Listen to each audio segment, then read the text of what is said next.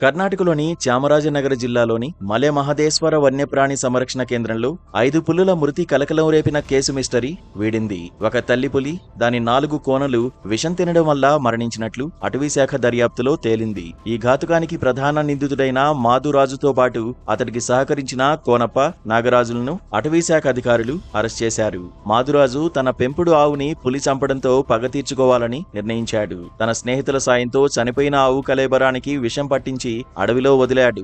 ఈ విషపూరిత మాంసాన్ని తిన్న తల్లి పులి, దాని 4 కోనలు అక్కడికక్కడే మరణించాయి. అటవీశాఖ ఈ కేసును సవాల్గా తీసుకుని నిర్వహించిన దర్యాప్తులో నిందితులను గుర్తించి అదుపులోకి తీసుకుంది. వారిని మీన్యం ప్రాంతంలోని అరణ్య భవన్కు తరలించారు. కర్ణాటక సీఎం సిద్ధరామయ్య ఈ ఘటనపై సీరియస్ గా స్పందించి పూర్తి నివేదిక సమర్పించాలని, నిందితులపై కఠిన చర్యలు తీసుకోవాలని అటవీశాఖ మంత్రిని ఆదేశించారు.